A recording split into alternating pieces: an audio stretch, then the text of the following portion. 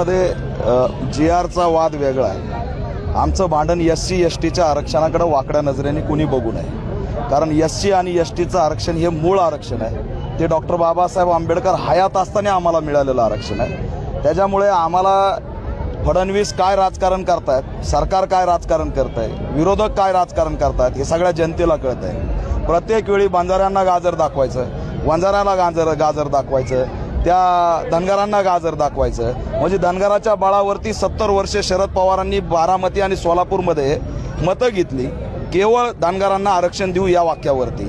त्या ठिकाणचे सुप्रियाताई असतील, अजितदादा पवार असतील, या सगळ्यांनी जे मतं घेतले, हा मुद्दा जिवंत राहिला तर यांची राजकीय पोळी भासते।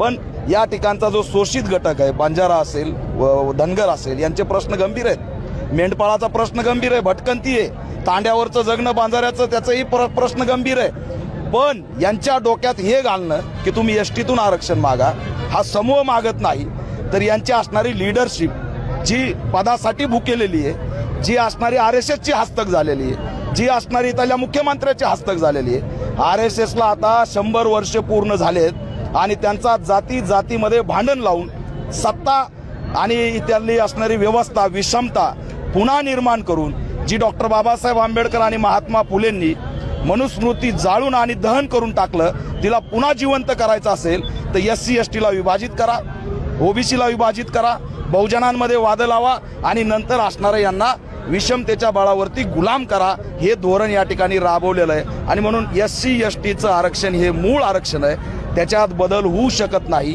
10 ते 12 कसोट्या पार करून मिळालेलं हे आरक्षण आहे। आजही आमचं जगणं बदललेलं नाही, आजही आम्हाला माणूस म्हणून जगण्याचा अधिकार मिळालेला नाही, आजही आमच्यावरती जातीच्या नावाने हल्ले होतात।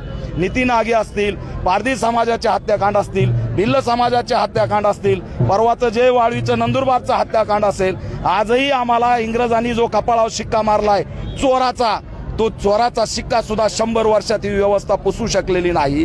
आणि म्हणून जे बाबासाहेबांनी दिलं तेच आणखी आमच्यापर्यंत मिळालं नाही, आणि ते खायला जर कुणी येत असेल तर या ठिकाणी आपलं अस्तित्व वाचवण्याचा संघर्ष उभा राहिल्याशिवाय राहणार नाही। हा बीडचा मोर्चा आदिवाशांचं, SCचं अस्तित्व वाचवणारा मोर्चा होता। आतापर्यंत ST साठीचं हे आंदोलन सुरू होतं, पण आजपासून SC आणि ST बचाव आंदोलन हे सुरू झालेलं आहे। बीडपासून सुरुवात राज्यात होईल, मुंबईला जाऊ, दिल्लीला जाऊ, आदिवाशांकडे आणि दलितांकडे गमावण्यासारखं काही नाही। मी असणारा इशारा देतोय, सगळ्याकडे गमावण्यासारखं आहे। प्रॉपर्टी असतील, अनेक काय असेल, यांच्याकडे गमवायला आहे, आमच्याकडे गमवायला काही नाही। आमचा जो